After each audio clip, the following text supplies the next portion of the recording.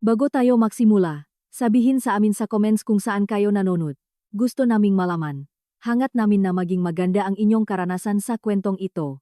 Nakilala ni Luz si Anton noong patapos na siya sa kanyang ikatlong taon sa kolehiyo sa isa sa mga maingay na party ng mga estudyante na ginanap sa mismong dormitoryo ng College of Business and Economics. May nagdala ng speaker. May nagluto ng isang malaking bilaw ng pansit canton. At may nagdala ng 3 botang murang Red Horse. May nagdikit-dikit neng nga mesa sa pasilyo neng ikapat na palapag at nagsabit sa pader neng na natirang Christmas lights mula noong nakaraang Pasko. Napilitan lang pumunta si Luz dahil sa kaibigan niyang si Isa, na may nobyo mula sa ibang klase. At lagi siyang kinakalatkat sa bawat event, na laging sinasabi, lagi ka na lang sa bahay. Tatanda kang maisa ka sa mga nga libro mo. Hindi hilik ni Luz ang makanitong hobby. Nakatayo lang siya sa tabing ng bintana, may hawa na plastic cup na may kaunting mainit-init ng ginpomelo. Pinapanood ang nga lalaking hindi niya kilala na sumasayaw sa sikat na pop song ng panahong iyon. Masyadong malakas ang musika. Masyadong mainit ang hangin. Masyadong pilit ang nga tawanan. Akma na siyang aalis ng tahimik, nang lapitan siyang ngang isang matangkat na lalaki na nakasuot ng navy blue na polo. Medyo magulo ang buhok, at may ngiting mukhang bukas at puno ng kumpiyansa. Nainip ka rin ba rito? Tanong nito habang sumasandal sa bintana sa tabi niya. Nakibit balikat si Luz. Hindi naman. Nagmamasid lang. Tumawa ang lalaki. Observan. Gusto ko yan. Ako nga pala si Anton. Sumagot si Luz. At hindi niya alam kung bakit. Ngunit napangiti siya. 1 oras at kalahati silang nag-usap. Nakwento si Anton tungkol sa kurso niya. Sa profesor nila sa macroeconomics na nagpapapasa langsam nga. Estudyanteng pumupunta sa opisina niya na may dalang isang kahon ng ensaymada. Nakwento rin siya tungkol sa mga plano niya pagkatapos graduate. Gusto niyang magtrabaho sa isang malaking kumpanya, dapat internasyonal, at dapat malaki ang sweldo. Tuwang-tuwa siyang makwento.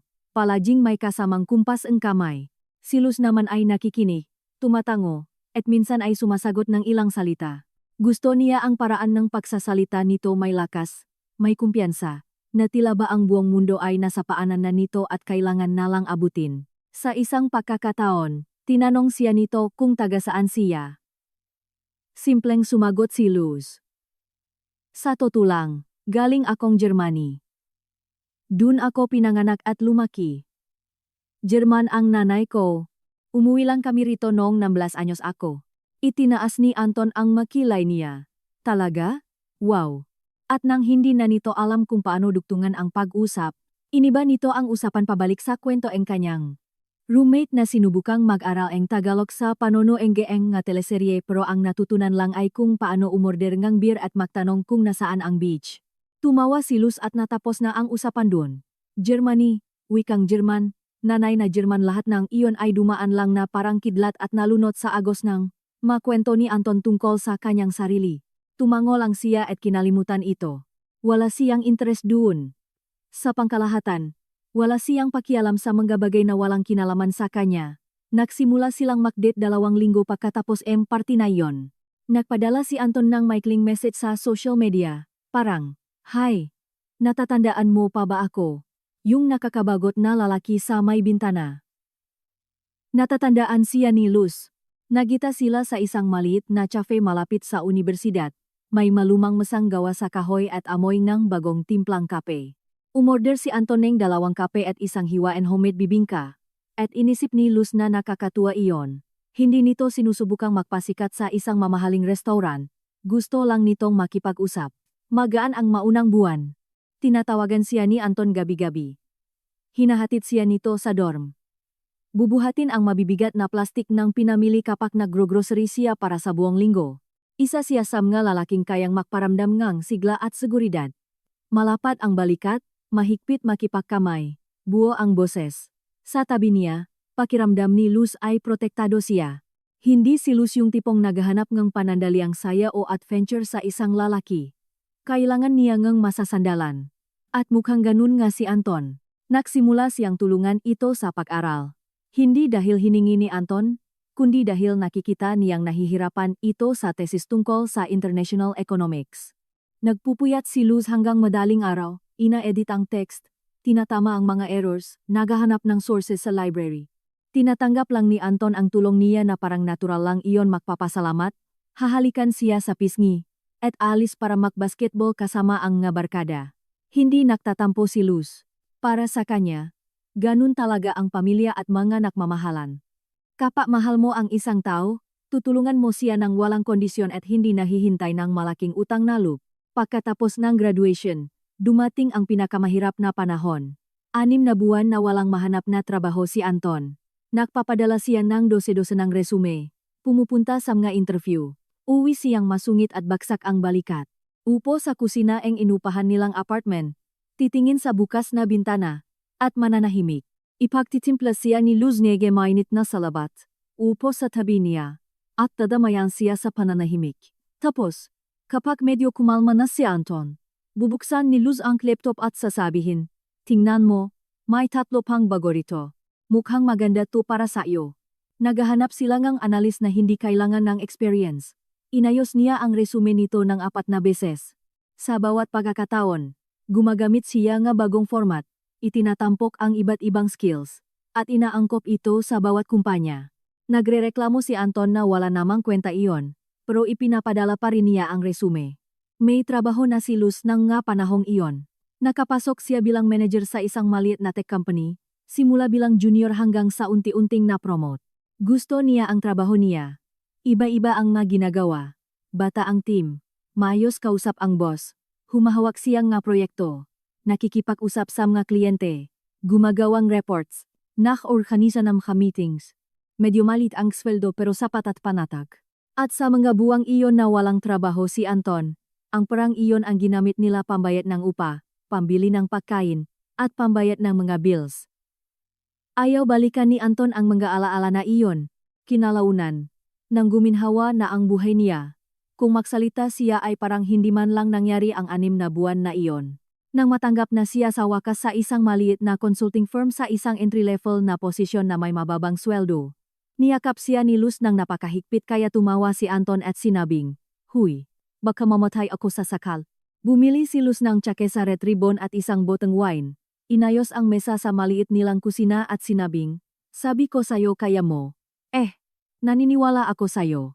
Ngumiti ng toto si Anton ng sandaling iyon, puno ngang init, at naisip ni Luz na sulit ang lahat ng hirap para sa mga ganitong sandali. Kaya sa 5 taon ng kanilang relasyon, nagpakasal sila. Simple lang ang kasal. Pumirma sila nga, papel sa huwes. Tapos ay kumain sa isang restaurant kasama ang mga pinakamatalik na kaibigan at mga magulang. Sa panik ni Anton, dumating ang nanay niya galing probinsya, isang babaeng istrikta, tipit magsalita, na buong gabi nakasimangot ang ngalabi at sinabihan si Luz. Ang mahalaga ay pakainin mo siya ng maayos. Ang payat-payat niya Sa panik naman ni Luz, ang Daddy Carlos lang niya ang nakapunta. Matangkad, may puting buhok, mahinahon ang boses, at matatag ang nga kamay. Hindi nakapunta ang nanay niya. Si Heidi, sakto noong mga araw na iyon, ay inatakeng lumang injury sa tuhod na lumala. Pinagbawalan siya nga doktor na sumakay nga eroplano. Tumawag siya sa video call sa gitna ng hapunan. Umiyak. At sinabing sising-sisi siya na wala siya ron. Mahigpit na nakipakamay ang tatay niya kay Anton at sinabing, "Alagaan mo siya, ginto ang batang yan." Tumango si Anton at ngumiti sa paraang nakakaakit at punong kumpiyansa na siya lang ang nakakagawa. Nasiyahan naman si Daddy Carlos. Umalis ito makalipas ang 2 araw, at hinatid siya ni Luz sa airport. Kumawi siya hanggang sa mawala ito sa paningin niya, at naisip niyang maganda ang takbo ng lahat, sa tamang paraan, kung paano dapat. Si Heidi ay purong German. Lumaki sa isang maliit na nayon sa probinsyang Germany. Nakilala niya si Daddy Carlos nang pumunta ito sa Germany para magtrabaho bilang isang inhinyero. Nakainlaban sila, nagpakasal, at nanirahan doon. Ipinanganak si Luz sa Germany. Nag-aral sa isang German school. Tumatakbo sa mga kalsada kasama mga batang German. Ginagawa ang nga assignment sa wikang German. Nanonood ng mga German cartoons. Sa bahay, German ang kinakausap niya sa kanyang nanay, at Tagalog naman sa kanyang tatay. 2 wika, 2 mundo, isang kamusmusan. Nang 16 siya, nakatanggap ang tatay niya ng magandang alok sa Pilipinas, kaya umuwi ang pamilya. Si Heidi, na natuto rin ng Tagalog sa paglipas ng panahon, ay sumang-ayon dahil sa pagmamahal sa kanyang asawa. Mabilis na nakapag-adjust si Luz. Palaging sinisiguro ngang tatay niya na hindi niya makakalimutan ang kulturang Pilipino at ang sariling wika. Binabasahan siya ng mga libro, kinakausap, at pinapasulat na mga liham para sa kanyang lola sa video call. Kaya sa edad na 16, matatas na magtagalog si Luz, halos walang eksen. Pumasok siya sa isang regular na high school, nakibagay sa mga klase niya, naging magaling makisama at nagkaroon ng mga kaibigan. Pagkaraan ng isang taon, walang mag-aakala na ginugol niya ang kalahati ng kanyang buhay sa ibang bansa. Ang bahagyang eksen, na minsan ay lumalabas kapag mahahaba ang mga pangungusap niya, ay nawala bago pa siya magtapos ng high school. Hindi niya kailanman itinago ang nakaraan niya, pero hindi rin niya ito ipinagyayabang. Para sa kanya, hindi ito isang bagay na pambihira. Tumira siya sa Germany, at ano naman, maraming tao ang tumira kung saan-saan. Kapag kasama niya si Anton, halos hindi napag-usapan ang paksang ito hindi dahil iniwasan ni Luz, kundi dahil hindi interesado si Anton. Alam nitong tumira sa ibang bansa ang asawa niya, at iyon na yon. Hindi na ito nagtanong ng mga detalye. Hindi naging interesado sa wikang sinasalita niya doon o sa eskwelahang pinasukan niya. Para kay Anton, isa itong malayong bagay at walang halaga, parang isang tao na noong bata pa ay nag-swimming lessons o tumira sa bukid.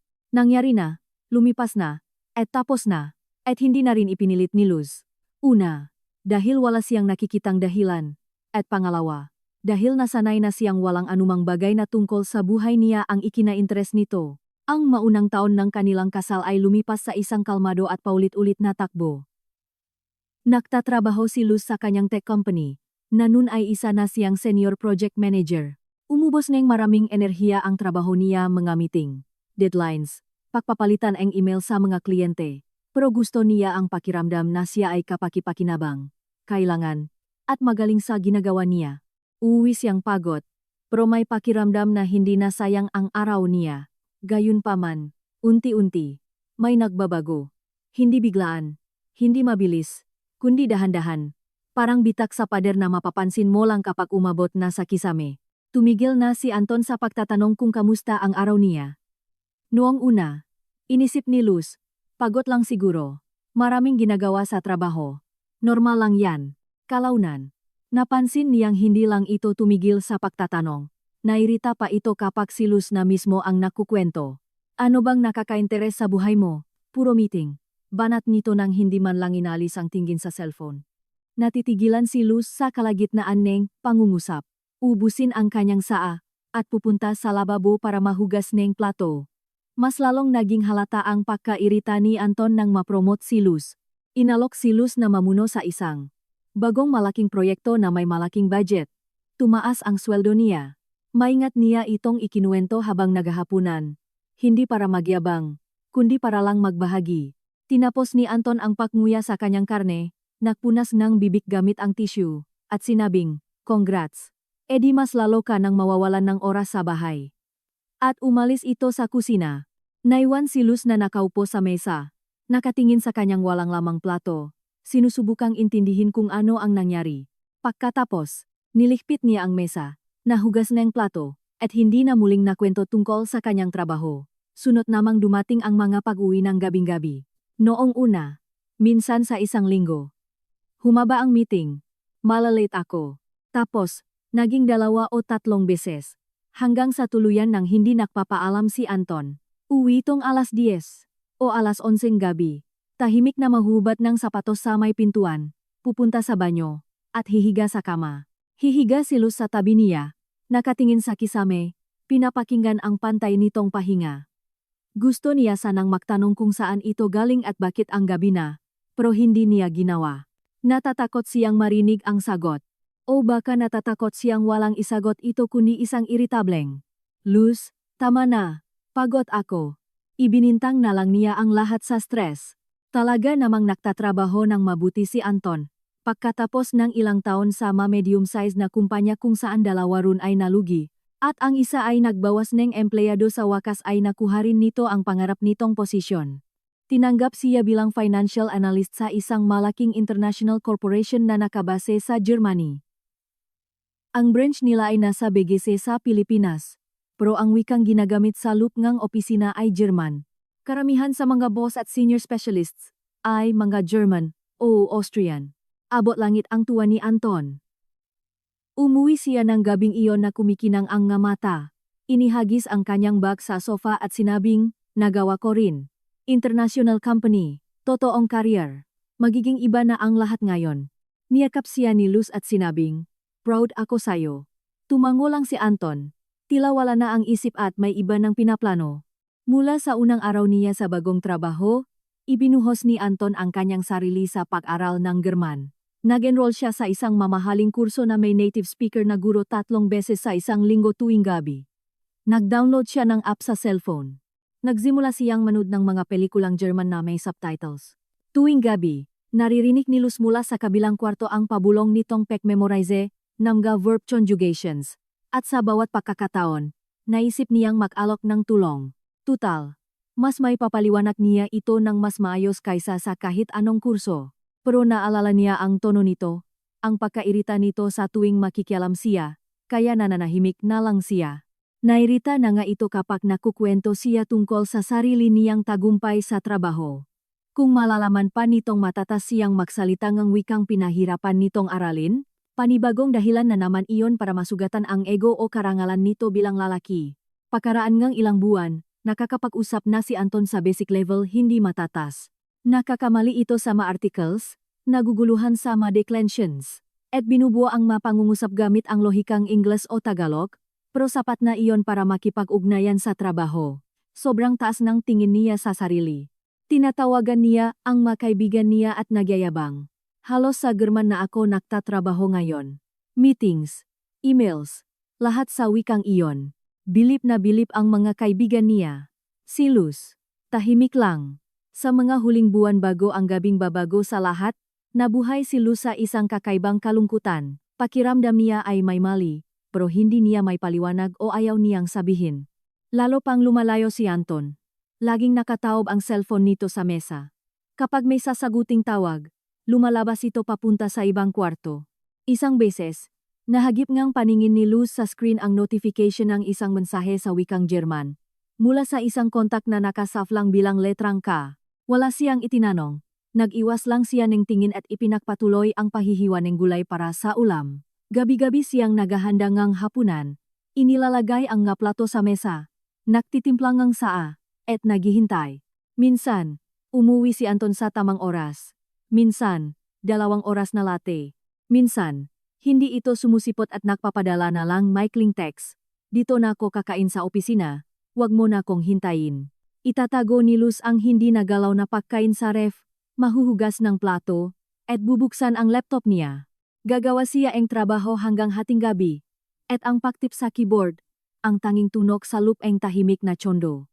Ang Christmas party and kumpanya ay itinakda sa huling Biyernes ng Nobyembre. Laging nag-organisa ang kumpanya bago Disyembre, kapag hindi pa masyadong abala ang lahat. Sinabi ito ni Anton sa kalahitnan ng almusal, nang hindi man lang inialis ang tingin sa cellphone. Nasa tapat ng kalan si Luz. Binabaliktad ang tortang talong sa kawali, at narinig niya ito sa pagitan ng pagigop ni Anton ng kape.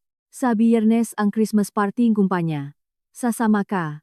Hindi iyon tanong, isa itong pahayag, na tila ba inuutusan siyang ilabas ang basura o kunin ang damit sa laundry. Sige, sagot ni Luz, sabay hangong kawali sa apoy. Anong oras? 7:00. Sa isang restaurant sa Makati. Nirentahan nila yung buong hall. Magsuot kang maayos. May maimportanteng tao. Inilapa ni Luz ang plato na may tortang talong sa harapan nito. Hindi man lang umangat ang tingin ni Anton. Umupo siya sa kabilang dako. Hinila ang kanyang tasangang malamig na tsaa, at pinanood ito ng tahimik habang kumakain. May hawa na tinidor sa isang kamay. Ang isa naman ay nag-scroll ng balita. Paborito nito ang tortang talong mula pa noong bata ito. Alam ito ni Luz kaya niluluto niya ito tuwing linggo na may tustadong bawang at sibuyas, gaya ng turong nganay niya. Sa loob nakaraang taon, hindi man lang ito nagpasalamat kahit minsan, o napansin na laging mas malaki ang inilalagay ni Luz sa plato nito kaysa sa kanya. Magsuot ka ngang maayos. Ang mga salitang iyon ay nagpaikot-ikot sa isip niya buong linggo. Binuksan ni Luz ang kanyang aparador at matagal na tumayo sa harap ng mahanger. Tinitingnan ang madamit niya. Karamihan doon ay binili pa niya 3 o 4 na taon na ang nakalipas. Matagal na siyang hindi bumibili ng bagong gamit, dahil sa tuwing uwi siya na may dalang paperback mula sa mall, sasabihin ni Anton. Nag-aaksaya ka na naman ng pera sa mga walang kwentang bagay. Habang si Anton, walang pakundangan kung bumili nga polo, sapatos, at necktie. Para kay Anton, isa itong pangangailangan sa propesyon. Para kay Luz, isa itong maluhong kapritso. Miyerkules pagkatapos ng trabaho, pumunta si Luz sa mall. Matagal siyang naglakat-lakat sa mapasilyo. Hinahawakan ang matela. Tinitingnan ang mapresyo. Paskong-pasko na ang dekorasyon sa mga display window. At may kakaibang pakiramdam na makita ang napakaraming ilaw at saya sa labas, habang tahimik siyang naghahanap ng damit para sa isang party na ayaw naman niyang puntahan. Sa huli, pinili niya ang isang navy blue na damit na lampas tuhod ang haba. May disenteng neckline at manipis na sinturon. Simple pero elegante. Hindi nakakakuha ng atensyon, walang arte eksaktong katulad ng pakiramdam niya. Pigil. Disente. Sapat lang. Sabi ngang salasladi. Isang batang babay na may matingkat na lipstick. Ang ganda po ngang kulay na. Yan sa inyo. Lalo pong lumitaw yung ganda ngang mata nyo. Ngumiti si Luz. Nagpasalamat. At nagbayad. Sa bahay. Sinukat niya ang damit sa harap ng salamin sa kwarto. Umikot siya. Inayos ang laylayan. Itinama ang sinturon. Mula sa salamin, nakatingin sa kanya ang isang payat na babaeng 32 anyos. May hanggang balikat na brown na buhok at mga matang kulay kape na matagal nang kinakitaan ng pagod. Naisip niya, kailan ba huling tumingin sa kanya si Anton? Yung totoong tumingin. Hindi pasulyap, hindi mabilisan, hindi sa ibabaw ng cellphone, kundi sa kanya mismo. Hindi niya maalala. Pagdating ng Biyernes, maagang umalis si Luz sa trabaho, naligo, at pinatuyo ang buhok niya na ginawang malalambot na alon. Gaya ng nakasanayan niya kahit hindi na pumunta sa parlor, gamit lang ang blower at bilog na suklay. Naglagay siya ng konting maskara, napakanipis na blush, at simpleng lipstick. Sinuot niya ang damit, ang nga sapatos na may mababang takong, ang nga hikaw na maliliit na gintong patak na regalong kanyang nanay noong 30 kaarawan niya. Tiningnan niya ang sarili sa salamin sa may pintuan at tumango. Lumabas si Anton mula sa kwarto na nakasuot ng bagong dark suit, puting polo, at maayos na buhok. Sinulyapan lang siya nito nang mabilisan yung tipong sulyap para tingnan kung napatay mo na ba ang plansa at sinabing, tara na, nasa baba na yung grab. Ni isang salita tungkol sa damit niya, ni isang salita tungkol sa ayos niya. Kinuha ni Luz ang bag niya sa kabinet. Sinigurong dala niya ang nga susi, at sumunod dito. Tahimik lang sila sa loop ng sasakyan. Paminsan-minsan ay nakatingin si Anton sa cellphone niya. Napapangiti sa kung ano mang nasa screen. Mabilis na nagtatip ang nga daliri niya. Nakikita ito ni Luz mula sa gilid ng kanyang nga mata. Pero hindi niya mabasa ang text. Tumingin na lang siya sa bintana. Sa maulang gabi ngang siyudad. Sa mga basang kalsada dahil sa ambon. Sa mga tindahang napapalamutian ng mga Christmas lights. Mahina ang radyo gane driver. Tumutuktok ang isang lumang kanta na daang beses na niyang narinig pero hindi niya kailanman nalaman ang lyrics. Sumandal siya at pumikit saglit para kalmahin ang sarili. Malaki ang restaurant, isang gusaling may 2 palapak. May malalaking bintanang salamin at mabibigat na kurtinang velvet. Sa pinto ay may naka-uniformeng bouncer. Sa loob ay amoy mamahaling pabango, sariwang bulaklak, at litson o inihaw na karne. Rinentahan ang buong hall. Mahahabang mesa na may puting mantel, maga kandila sa tansong candelabra, live music na may isang kwartet sa kanto na tumutugto ang malambing na jazz. Maraming tao. Tinantya ni Luz na nasa 70 o 80 ang mga bisita, o baka higit pa. Mga lalaking nakasweet, mga babaeng naka-cocktail dress, mga tawanan, kalansing ngang gabaso, at mga bahagyang usapan sa 2 wika. Biglang nagbago ang anyo ni Anton, na tila ba may pumindot ng switch, at sa halip na ang masungit at tahimik na asawa sa loop ng sasakyan, lumitaw ang isang profesional na kaakit-akit at palangiti ang galing nitong makisama. Inayos nito ang balikat. Tiniklop ng maayos ang manggas ng polo, at pumasok sa hall na parang kanya ang party na iyon. Naglalakat si Luz sa tabi niya, kalahating hagbang sa likuran. Gaya ng nakasanayan niya. Sa unang kalahating oras, naaalala pa siya nito. Ipinakilala siya nito sa magkatrabaho ng maikli at formal. Ito ang asawa kong si Luz. Isang pakikipakamay. Isang magalang na ngiti, isang segundong eye contact, at tatalikuran na siya agad ni Anton para bumalik sa usapang pangnegosyo. Naiwan si Luz sa tabi nito. May hawak na basong sparkling wine na inabot sa kanyang isang dumaang waiter. Pilit na ngumingiti para lang makibagay. Sinubukan ang ilang asawa ang ibang empleyado na makipag-usap sa kanya. Isang matangkad na morenang nakapulang damit ang nagtanong kung ano ang trabaho niya. Manager po ako sa isang tech company, sagot ni Luz. Ah, sa tech, ang modern naman. Sabi ngang morena sa isang magalang na tono na ang ibig sabihin ay wala siyang pakialam, at agad itong humarap sa ibang babae para pag-usapan ang tungkol sa isang spa. Inalok siya ngang tsanapeng ang isang maidat ng babae na nakablondeng buhok, at agad itong nagreklamo tungkol sa asawa nito, na nagtatrabaho raw ng 14 na oras sa isang araw, pero ang totoo ay iniwasan lang nitong umuwi sa bahay. Tumango si Luz, nagpakita ngang simpatiya, at naisip na ang babaeng iyon, nang hindi nito alam, ay inilalarawan din ang sariling buhay ni Luz. Makalipas ang isang oras, tuluyan ng kinalimutan ni Anton na nandun siya. Nasa dulo ito ng hall. Nasa gitna ng 5 o 6 na tao. Pinapanot siya ni Luz mula sa malayo. Kumukumpas ang makamay nito, tumatawa, at panay ang taas ng baso. Malapit dito ang isang babae. Isang payat na blonde na maikli ang buhok at nakasuot ng napakasikip na itim na damit. Medyo mas malapit ito kay Anton kaysa sa dapat na distansya ngang isang katrabaho. Paminsan-minsan ay hinahawakan nito ang siko ni Anton kapag nagsasalita. Hindi umiwas si Anton. Ibinaba ni Luz ang hindi nagalaw na wine glass sa gilid ng pinakamalapit na mesa at kumuha ngang isang baso ngang tubig. Ayaw niyang uminom ngang alak. Sumasakit na ang ulo niya at gusto niyang maging malinaw ang isip niya ngayong gabi, kahit hindi pa niya alam kung bakit. Lumapit siya sa grupo kung nasaan si Anton hindi masyadong malapit, at huminto mga 3 metro ang layo sa tabi nga, isang mesa na may mga appetizer. Kumuha siyang isang pirasong cheese, isinubo ito, at doon niya ito narinig.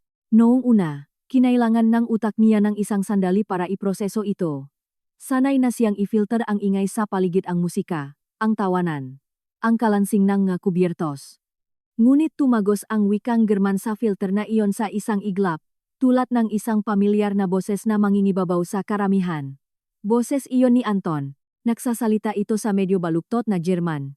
May malalaking pagkakamali, na pagbabaliktad ang mga cases at mali ang dulo nga verbs, pero lubos na naintindihan. Nagsasalita si Anton sa wikang German habang itinuon ang ulo sa direksyon ni Luz. Malinaw ang mensahe nito. Wala siyang naiintindihan. Para lang siyang palamuti. Mueble. Diyan. Kahit anong sabihin ko. Ngingiti lang yan at tatango. Tumawa ng mahina pero sabay-sabay ang makatrabaho nito. Nakatayo lang si Luz sa tabi ng mesa ng mga appetizer at naramdaman niyang lumalambot at nawawalan ng balanse ang sahig na tinutungtungan niya, na tila balulubog siya anumang oras. Pero hindi siya gumalaw. Hindi man lang siya kumurap. Isang lalaking may salamin. Nasa 45 anyos ang edad. May mayos na balbas at may hawak na red wine. Ang nagtanong. At gaano na kayo katagal? 9 na taon, sagot ni Anton sa German. At idinagdag nito sa mas mahinang boses, pero hindi na magtatagal. Malapit na tong matapos. Planado ko na ang lahat. Dahan-dahang ibinaba ni Luz ang basong tubig sa mesa. Hindi nanginginig ang nga daliri niya. Patuloy siyang nakinig tulad ng isang taong naintindihan na ang nangyayari ngunit hindi may kilos ang mukha o matakpan ang nga tainga. Dahil ang bawat susunod na salita ay parang pako na kailangang bilangin hanggang sa huli. Kwento ni Anton na may kumpiyansa. Halos may pagmamalaki, na parang naglalahad ng business strategy. Sa nakalipas na 6 na buwan, inilipat nito ang bahagingang ipon nilang mag-asawa sa sarili nitong personal na account. Pumirma raw si Luz sa mga dokumento nang hindi man lang binabasa. Ngumiti lang daw ito at nagtanong kung saan pipirma. Malapit na rin daw nitong hingin ang pirma nito para sa isang power of attorney sa tsondo nila, yung mismong tsondo na binili nila. 4 na taon na ang nakalipas gamit ang perang ibinigay ng magulang ni Luz bilang panimula sa kasal nila. Pipirmahan niya ang lahat, sabi ni Anton na may halong pagmamalit sa boses.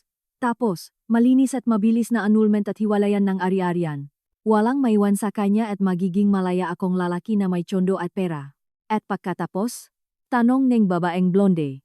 Tiningnan siya ni Anton at dahan-dahang ngumiti ng may pagkamisteryoso. Pagkatapos, makakaroon ako ng bagong tsondo para sa ating dalawa. Para sa inyong dalawa.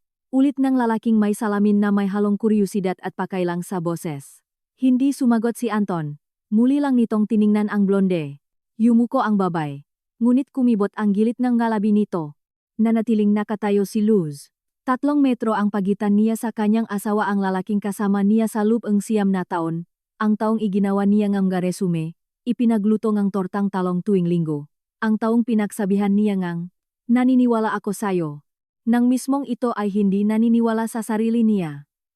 3 metro at isang buong buhay ng panloloko. Pwede sana siyang lumapit at sampalin ito. Pwede sana siyang umiyak doon mismo sa gitna ng baso at kanapes. Sa ilalim ng musikang jazz at tawanan ng ibang tao. Pwede sana siyang tumalikot ng tahimik. Lumabas sa malamig na gabi.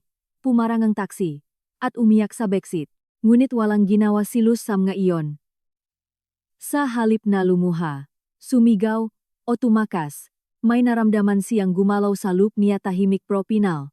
Parang kandado na naklik sa pagsarangang pinto. Hindi ito galit, hindi kawalan ng pag-asa, kundi ibang bagay. Malamig, malinaw, parang hangin sa umaga sa kabundukan. Bigla niyang nakita ang sarili mula sa labas. Nakatayo, may hindi nagalaw na baso ng tubig. Habang ito, iwinawagaywe ang baso nito at nagyayabang sa mga estranghero kung gaano nito kagaling lokohin ang sarili nitong asawa, habang ang babaeng nasa tabi nito ay nakayuko at ngumingiti. Kumuha si Luz ng isang baso ng white wine mula sa tray ng dumaang waiter at umatras papunta sa bintana. Pumwesto siya kung saan makikita niya ang buong hall nang hindi siya napapansin. Humigop siya. Ang alak ay matapang, malamig, at may bahagyang pait. Sa labas ng bintana, tinutunaw ng gabi ang ngailaw ng siyudad sa mga pata ng ulan, at pinagmasdan ni Luz ng isang segundo ang malabong imahe na iyon bago ibinalik ang isip sa loop ng hall. Mabilis siyang mag-isip, malinaw, at nakatutok. Tulad ng laging nangyayari kapag pinapatay niya ang emosyon niya at pinapagana ang utak. 2 buwan na ang nakalipas, isang gabi sa kusina. Amoy sinigang. Maagang umuwi si Anton mula sa trabaho kaysa sa nakasanayan. Inilapak sa mesa ang isang papel na nakatupi sa gitna at sinabing, pirmahan mo nga to, formalidad lang sa bangko. Ina-update nila yung records sa joint account natin. Nagpunas si Luz ng kamay sa basahan. Kinuha ang balpen at pumirma nang hindi man lang nakbabasa o binubuklat ang papel. Kasi nagtiwala siya. Dahil sa 9 na taon, hindi sumagi sa isip niya na ang taong ipinagtitimpla niya ng kape tuwing umaga at ipinagtatabi ang hapunan sa ref tuwing gabi, ay kayang lokohin siya ng ganun, nagpapadulas ng dokumento sa mesa habang may sinigang at balita sa TV. Tapos, 3 linggo ang nakalipas. Sinabi ni Anton na kailangan nilang lumipat ng bangko para sa joint account nila. Mas maganda raw ang kondisyon, mas malaki ang tubo. Lahat ng marunong sa pera, ginagawa nato. Tumanggo si Luz, pumirma ni Gira mais maraming papel, at muling hindi nagibaza. At nandiyan ang babaeng iyon, ang blonde na maikli ang buhok, ang case sa cellphone ni Anton. Katrina, Katia, kahit ano pa. Lumitaw ito sa buhay niya noong nga panahong nagsimulang umuwi ng latte si Anton at may dalang bahagyang amoy ngang ibang pabango, malambot, amoy bulaklak, malayo sa simpleng lavender lotion na ginagamit ni Luz. Tumugma ang lahat. Ang bawat piraso and puzzle na tinanggihan niyang buuin sa loob ng maraming buwan. Ngayon ay kusa nang nahulog sa tamang pwesto. Ang nakataop na cellphone. Ang paglabas sa ibang kwarto para sumagot ng tawag. Ang pagkairita sa bawat tanong. Ang panlalami. Ang text na German. Ang nga dokumentong pinirmahan ng hindi binabasa. Hindi pala iyong mga simpleng detalye lang. Isa itong planadong hakbang. Kinalkula para gawin ni Luz ang palagi niyang ginagawa. Magtiwala, huwag magtanong, huwag mag-usisa, at pumirma. Inubos niya ang wine. Ibinaba ang walang lamang baso sa pasimano. Inayos ang balikat, at sa sandaling iyon. Gumawa siya ang desisyon ng kalmado at malinaw. Walang pag-aalinlangan. Hindi siya tatakas. Hindi siya iyak. Hindi siya gagawa ang tahimik na eksena sa banyo. Sasabihin niya ang totoo. Dito. Ngayon. Sa harap ng lahat. Hindi para magiganti. Hindi para manghiya. Kundi dahil pagkatapos ng 9 na taon ng pananahimik at pagbibigay daan pakikisama. Nararapat lang sa kanya ang kahit isang sandali kung saan maririnig ang boses niya. Umayat sa maliit na entablado ang host ng gabi. Isang matabang lalaki na may bowtie. At pinatunok ang isang kutsarita sa kanyang baso. Amin na binibini at hinuo. Amin na katrabaho. Amin na kaibigan. Itaas na tinangati namin na baso. Para sa isang napakagandang taon. Para sa ating team. Para sa tagumpay. At para sa amin na bagong oportunidad. Nahiyawan ang magataw sa hall bilang paksang ayon, nakalansingan ang magabaso, may sumigaw eng, mabuhay. Sunod-sunod ang ma-opisyal na tagay, ang department head, ang financial director, at may isang mula sa board of directors na napakahabang magsalita. Nahintay si Luz sa tabing bintana, medyo malayo sa karamihan, hinihintay ang tamang pagkakataon. Nang humupa ang alon nga opisyal na tagay at nahati ang hall sa 12-12 ng magkakahiwalay na usapan, naramdaman niya ito na ang oras.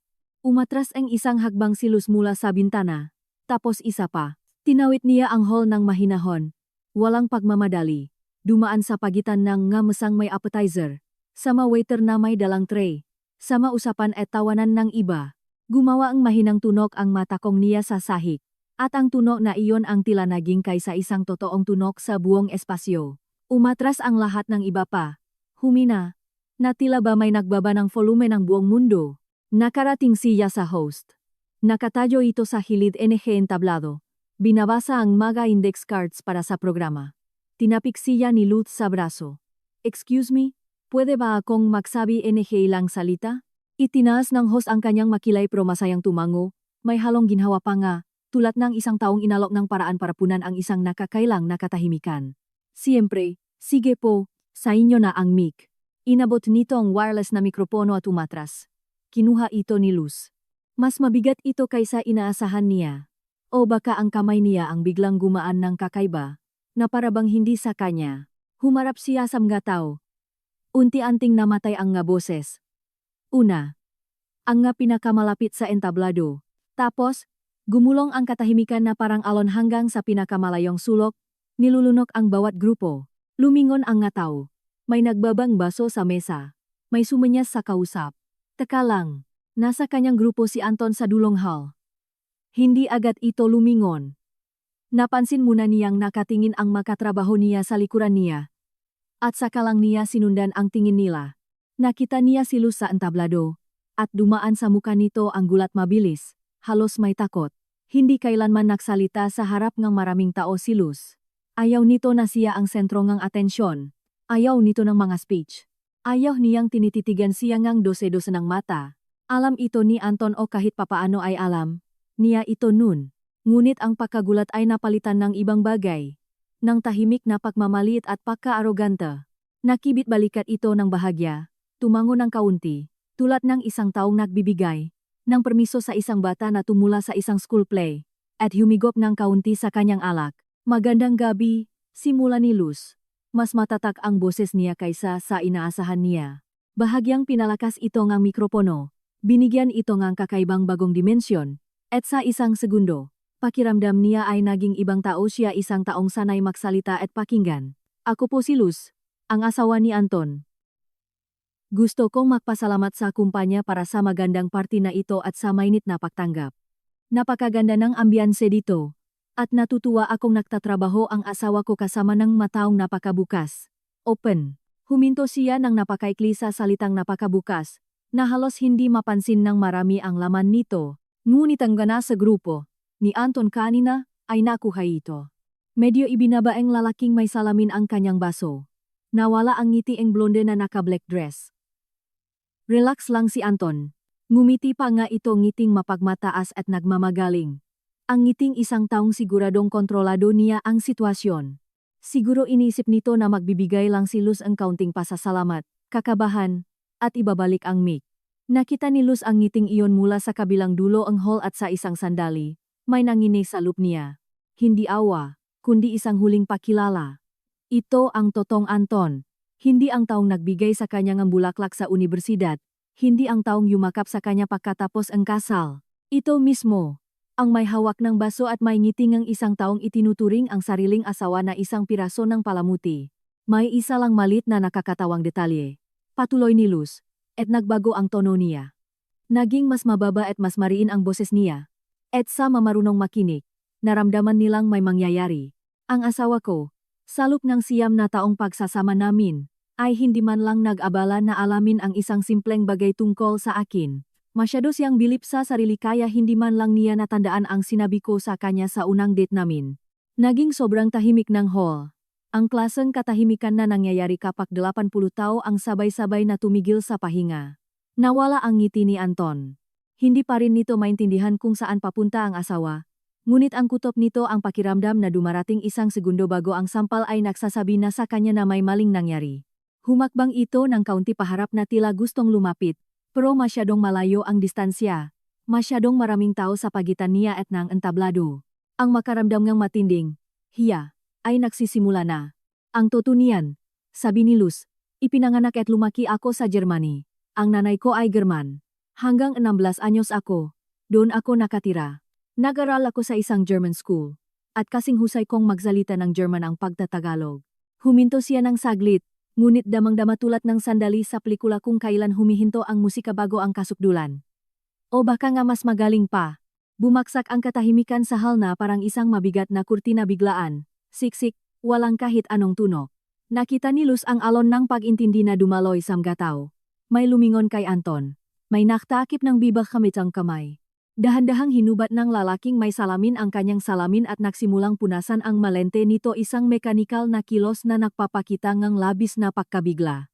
Namutla si Anton. Hindi siya namula dahil sa galit o inis, kundi namutla. Naging kulay abong puti ang mukha nito, parang isang piraso ang papel na naiwan sa arawan. Nanigas ang kamay nitong may hawak na baso sa kalagitnaan ng pag-angat. Bahagyang bumuka ang ngalabi nito, pero walang lumabas na tunog. Nakatitig lang ito sa asawa niya na parang ngayon lang niya ito nakita. Sa isang banda, iyon nga ang totoo. Nakikita niya talaga ito ng totoo sa unang pagkakataon. Kaya nga, patuloy ni Luz sa parehong kalmado at pantay na boses. Nung nakatayo ang asawa ko diyan sa kanto kanina, at kinukwento niya sa mga katrabaho niya sa wikang German kung gaano ako katanga, nawala akong naiintindihan. At ako ay literal na. Quote, parang palamuti, o mueble lang, may napasinghap sa lubenehol. Hindi lumingon si Luz kung sino iyon. Kung paano niya pinapanong ilipat sa pangalan niya ang naipon nating pera at ari-arian. At kung paano niya ako nilokong pumirma sa mga dokumento sa pagsabing formalidad lang daw ito sa bangko. Nanginig si Anton, at bumaba ang kamay nitong may hawak ng baso. Umalon ang red wine at tumalsik sa puting manggas ng polo nito. Isang maliit na madilim na mansa na parang patak ng dugo. Hindi nito napansin. At kung paano siya magsisimula ng bagong buhay kasama ang ibang babae.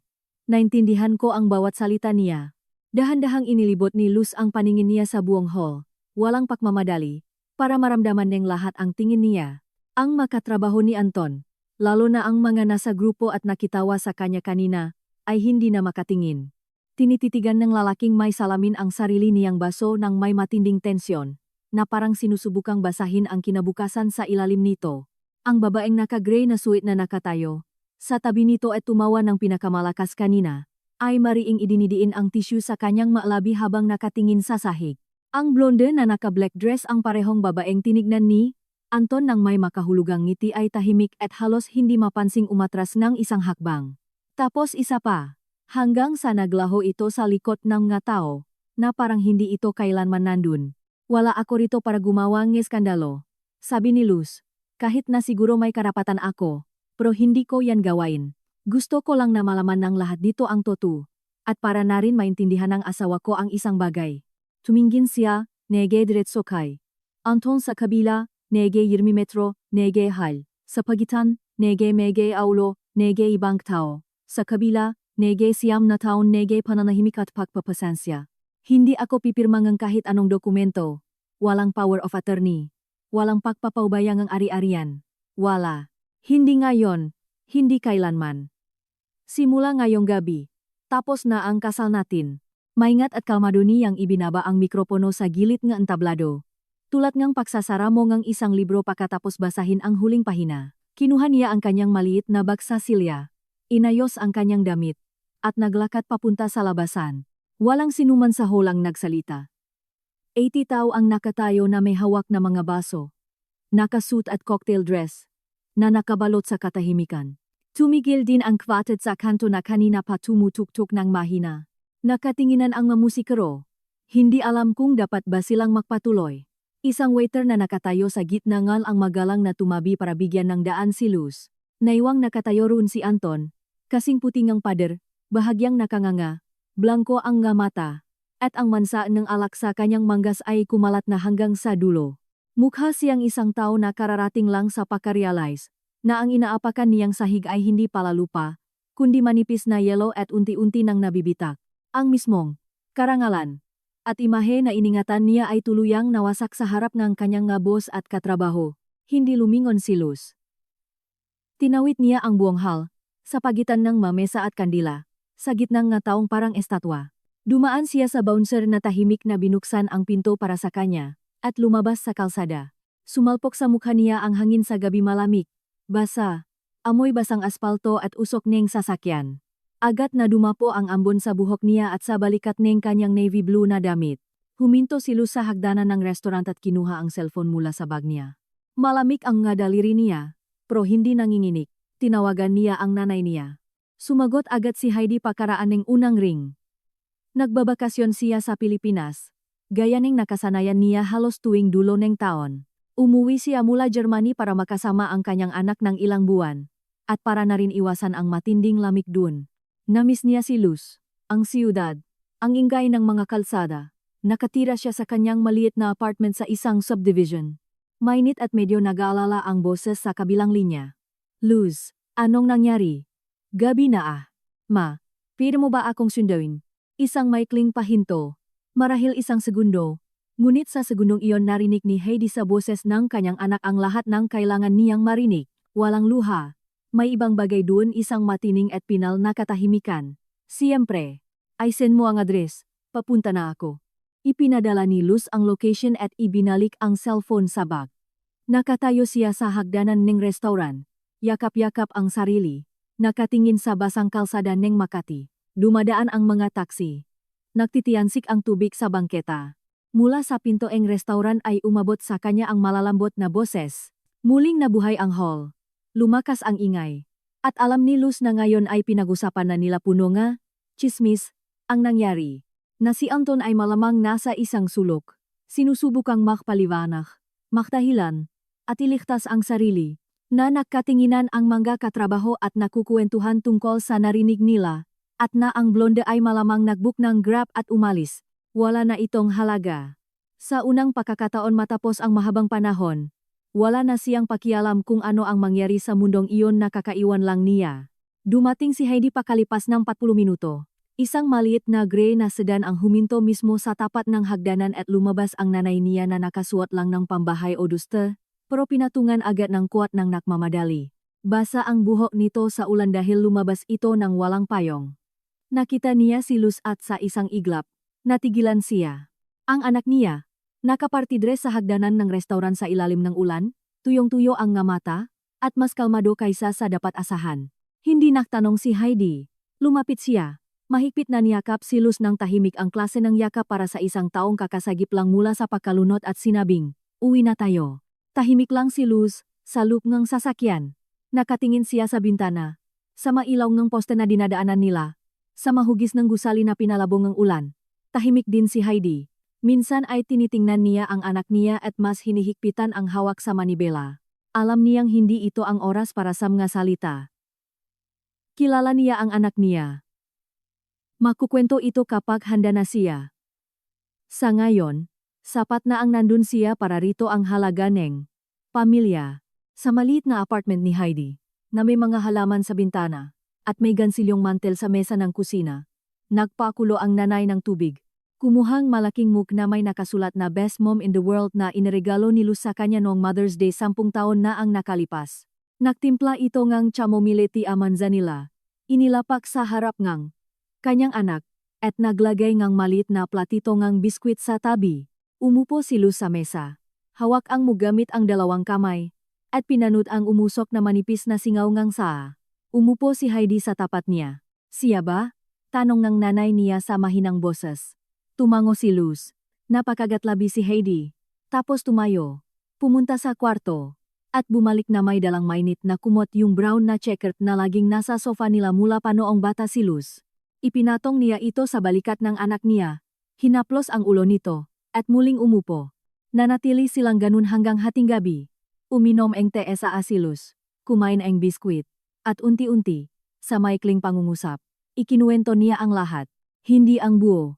Dahil wala pa siyang lakas para doon. Pero ang mga pangunahing detalye, ang party, ang pag-usap sa Jerman, ang mga salita ni Anton, ang reaksyon niya. Nakinig si Heidi nang hindi sumasabat. Tumatango lang minsan. Nang dumating si Luz sa parteng sinabi ni Anton na parang palamuti o mueble lang siya doon, napamura si Heidi sa wikang German.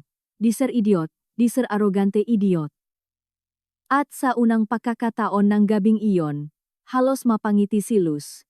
Dahil ang pagmumura, nene nanay, niya ay tunok bata, tunok pamilyar, nasa isang sandali, gumaan ang lahat.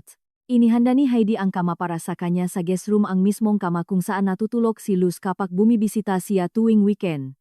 Malinis na bedsheet, pamilyar na kumot, unan na amoy lavender. Dinalhan siya ng nanay niya ng makapal na medyas, malamig ang sahig at isang basong tubig sa bedside table. Hinalikan siya nito sa noo, parang noong bata pa siya, at sinabing, "Matulog ka na. Aayusin natin to bukas. Nandito lang ako." Humiga si Luz, ipinikit ang mga mata, at naiwan sa dilim. Pinapakinggan ang katahimikan sa apartment ng nanay niya. Ang pagtiktak nga orasan sa pasilyo, ang mahinang ulan sa bintana, ang malayong ugong nga sasakyan sa avenue. Mula sa kabilang kwarto ay maririnig ang kalmadong pahinga ni Heidi. Nakatulog ang nanay niya habang nakaupo sa silya sa tabing lam, may libro sa hita, gaya ngang nakasanayan nito kapag nag-alala at hindi makatulog. Nakatitig si Luz sa kisame. Isang pamilyar na bitak dun. Matagal na iyon dun. Mula pa noong estudyante si Luz at umuwi sa nanay niya para magpalaba at kumain ng lumpia. Hindi nawala ang bitak na iyon at hindi rin nawala ang nanay niya. At ang magapader nga maliit na apartment na ito, kasama ang magahalaman, at gansilyong mantel, ay mas matibay pa sa kahit anong pwedeng ialok sa kanya ni Anton. Hindi siya umiyak sa buong gabi. Hindi siya umiyak sa party, sa kotse, o habang umiinom ng saa, ni isang luha. Naisip niya na baka hindi siya makayak, na baka may puwang at blanco lang sa loop niya. Ngunit nang mag-umaga, nang magsimulang lumiwanag ang langit sa labas ngang bintana at tuluyan nang tumigil ang ulan, tumagilit si Luz, idiniin ang muha sa unan, at tahimik na dumaloy ang ngaluha ng walang ingay. Basta na lang silang pumatak. Mainit, maalat, walang katapusan. Parang may pumutok na dam sa loop niya na matagal na niyang pinipigilan gamit ang natitira niyang lakas. Umiyak siya hindi dahil sa awa sa sarili, hindi dahil sa galit. Umiyak siya dahil sa ginhawa. Dahil sa wakas ay pinayagan niya ang sarili niyang maramdaman ang lahat ng kanyang kinimkim. Hindi lang noong gabing iyon, kundi sa lahat ng mga nakalipas na taon. Nabasa ang unan, nahubad ang nga medyas, nahulog ang kumot sa sahig. Umiyak si Luz at naramdaman na sa bawat luha, may mabigat, matigas, at banyagang bagay na umaalis, natutunaw, at bumibitaw sa kanya. Nang tumagos ang unang sinangang araw sa manipis na kurtina at dumapo bilang mainit na linya sa kama, mahimbing na siyang natutulog, walang panaginip. Sa unang pagkakataon matapos ang napakatagal na panahon, nagising si Luz sa amoy ng totoong kape na tinitimpla sa lumang coffee maker. Ayaw ni Heidi ng nga kapsula o instant. Tinitimpla niya ito ng tradisyonal sakalan para malakas ang lasa at amoy. Sa labas ng bintana ay maulap at makulimlim na umaga, pero mainit sa loop ng apartment. Nagmop ng sahig si Heidi, base sa mabasa-basang marka sa pasilyo. Sa kusina, nakita ni Luz ang almusal, scrambled eggs na may kamatis, pandesal, at butter sa isang lalagyang gawa sa salamin. Nakaupo si Heidi sa mesa na may tasa ng saa at nagbabasa ng diaryo. Bumabasa pa rin siya ng nakaprint na diaryo. Sabi niya mas mahirap intindihin ang balita kapag sa screen. "Good morning," sabi ng nanay niya nang hindi nag-alis ng tingin sa diaryo. Tapos tinignan niya ang anak niya sa ibabaw ng kanyang salamin at idinagdag, "Kumain ka na. Tapos tatawagan natin ang abogado." Umupo si Luz sa mesa, kinuha ang tinidor, at kumuha ang itlog. Wala siyang gana, pero pinilit niya. Isa ang nanay niya sa mataong ang pagtanggi sa pagkain ay katumbas ang pagsuko. "Anong abogado?" tanong ni Luz. Tiniklop ni Heidi ang diaryo at inilagay sa tabi. "May kakilala ako, si Tita Teresa mo." Nakpaanul siya, 2 taon na ang nakalipas. Nakuha niya ang tsondo, ang kotse, pati ang bahay nila sa probinsya.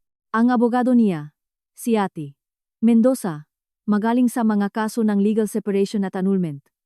Nakuha ko na ang number niya. Tiningnan ni Luz ang kanyang nanay. Sinalubong ni Heidi ang tingin niya kalmado. Walang kaba, bitbit ang pagiging praktikal ng isang German na hindi nabura ng 25 taong paninirahan sa Pilipinas, kahit sanay na ito sa sinigang at lechon. May problema. Tapos may solusyon. Saka na ang emosyon. Inumin muna ang kape at kausapin ang abogado. Pumunta si Luz sa opisina ni Ate Mendoza ng araw ring iyon bandang 2:00 ng hapon. Isang maliit na opisina sa isang business center sa Makati. Ikatlong palapak. Pinto na gawa sa salamin. Mendoza and Associates. Law Office. Si Ate Mendoza mismo ay nasa 50 anyos. Medyo mababa. Matipuno. May pagot na mamata at malalaking kamay. Nakinig siya kay Luz nang hindi sumasabat. Nagsusulat ng maikling notes sa yellow pad. Nang matapos si Luz, inilapak niya ang ballpen at sinabing, "Una, kukunin natin ang bank statements ng lahat ng accounts. Pangalawa, huwag kang pipirma ng kahit ano. Pangatlo, huwag mong kausapin ang asawa mo nang hindi ko alam. Walang meeting, walang negotiation, lahat idadaan sa akin." Dumating ang mga bank statement pagkaraan ng 3 araw. Nakaupo si Luz sa opisina ni Ate Mendoza habang nakatingin sa mga numero. Ang nga dokumentong pinirmahan niya 2 buwan na ang nakalipas sa kusina, sa pagitan ng pahigop ng sinigang at panunot ng TV Patrol, ay isang autorisasyon para ilipat ang lahat ng kanilang naipon sa personal na account ni Anton. Ang halaga, 10 milyong piso, 10,000 PHP, halos lahat ng naipon nila sa buong pagsasama nila, plus panibagong transfer na 1.5 milyong piso, pagkatapos ang kunwaring paglipat ang bangko. Kalmadong nagpaliwanag si Ate Mendoza, ang paksa ngayon ay nakuha sa pamamagitan ng panloloko. Pumirma ka sa pag-aakalang isa itong data update, pero sa totoo lang, inaautorisahan mo ang paglipat ng pera na pag-aari ninyong dalawa. Ito ay pwedeng ipawalang bisa. Idedemanda natin ang buong halaga para maibalik sa joint account kasama ang interes. Tungkol naman sa Chondo, binili yan habang kayo ay kasal, kaya conjugal property yan. Kung wala kang formal na pirma o pahintulot, hindi niya pwedeng ibenta o ilipat sa pangalan niya. At higit pa doon, bahagi ng down payment ay galing sa donasyon ng mamagulang mo direkta sa iyo, na may pruweba. Hindi ibig sabihin na wala siyang karapatan sa kalahati. Pero mas malakas ang posisyon natin pagdating sa hatian. Sa madaling salita, papasok tayo sa kasong ito na may matibay na ebidensya. At anumang kasunduan ay kailangang bayaran ang ginawa niyang panloloko. Nagayin si Luz ng kaso para sa legal separation at annulment, kasabay ng kaso para sa paghahati ng ari-arian at pagbawi ng perang ninakaw. Nalaman ito ni Anton kinabukasan. Ang unang ginawa nito ay tawagan si Luz. Nakita niya ang pangalan nito sa screen at hindi niya sinagot. Tumawag ulit ito. Tapos dumating ang text. Nuang una, "Maamo, Luz, mag-usap tayo. Ipapaliwanag ko lahat. Joke lang yon. Mali ang pagkakaintindi mo." Pagkalipas nga 1 oras, nag-iba ang tono. Karangalan, na niya ang nasaktan. "Sinisira mo ang reputasyon ko. Alam mo ba kung anong ginawa mo?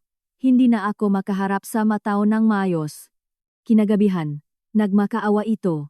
"Please, makita tayo. Ako ang may kasalanan. Alam ko, pero matanda na tayo.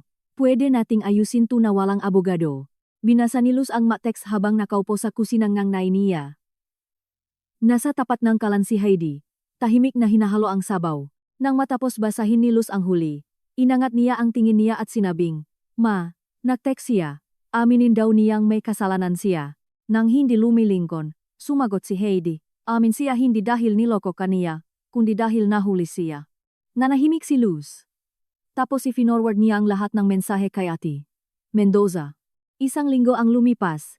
Nakatanggap si Anton ng supwena mula sa korte. Tumagal ng ilang buwan ang proseso. Kumuha si Anton ng bata at mamahaling abogado. Nakasweet at may kumpiyansa ang boses. Ang depensa nito ay simple lang. Kusanglup ang pag-transfer ng pera. Pumirma ang asawa sa dokumento ng walang sapilitan. Walang panloloko. Pinabaksak ni Ate Mendoza ang depensang iyon sa 2 hearing. Una, ang nga mensahe. Mga screenshot ng text kung saan sinabi mismo ni Anton kay Luz, "Pirmahan mo ang papel. Formalidad lang ito sa bangko. Update lang data." Pangalawa, ang mga salaysay ng mga testigo. 2 katrabaho mula sa Christmas party ang pumayag na magtestigo. Ang lalaking may salamin na Marcos ang pangalan, ay kinumpirma na sinabi mismo ni Anton ng malinaw ang plano nito. Pag-transfer ng pera, hiwalayan, at bagong buhay. Ang pangalawang testigo, isang engineer mula sa mother company na dumalo rin sa party, ay nakumpirmang gayon din. Sinubukan itong kontrahin ng abogado ni Anton. Ngunit sobrang linaw ng ebidensya.